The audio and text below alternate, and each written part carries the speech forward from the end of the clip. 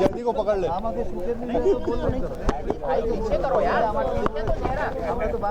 चलिए चलिए okay sir. अभी तक की जांच में क्या क्या सूचना मिली है, क्या क्या अभी तक बातें सामने? ये पश्चिम बंगाल में एक लड़की का मिसिंग पर्सन रजिस्टर्ड था।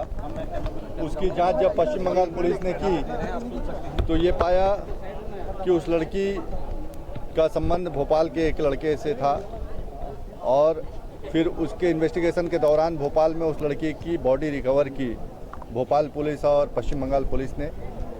और जब उस आरोपी से पूछताछ की तो ये बताया उस आरोपी ने कि वो उसकी माँ यहाँ सर्विस करती थी रायपुर में और रिटायर होने के बाद रायपुर में ही उसके पेरेंट्स इस घर में रहते थे और अपने माता पिता की उसने 2010-11 के आसपास हत्या कर दी, गला दबाकर, और हत्या करने के बाद उनकी लाश को गार्डन में दबा दिया है।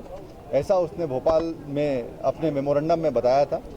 उस आधार पर भोपाल पुलिस और पश्चिम बंगाल की पुलिस आरोपी को लेकर यहाँ आई थी और आरोपी की निशानदेही पर आज यहाँ पे मजिस्ट्रेट से अनुमति लेकर शव का उत्खनन कराया गया। उत्खनन में डेड बॉडी बरामद हुई है।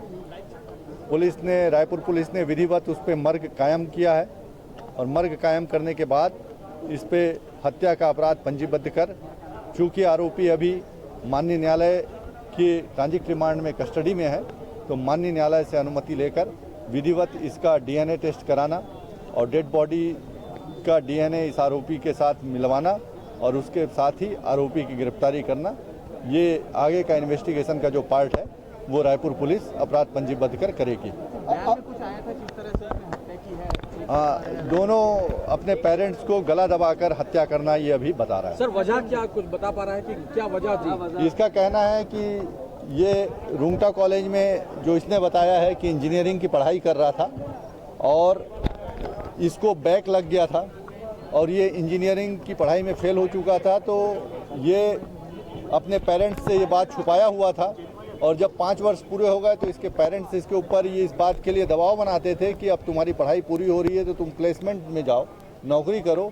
और चूंकि ये परीक्षा पास नहीं कर पाया था तो इसके मन में ये था कि मैं परीक्षा पास नहीं किया हूँ, इंजीनियर बना नहीं हूँ, तो घर वालों को इस बात को छुपाया हुआ था और घर वालों का नौकरी के लिए दबाव था।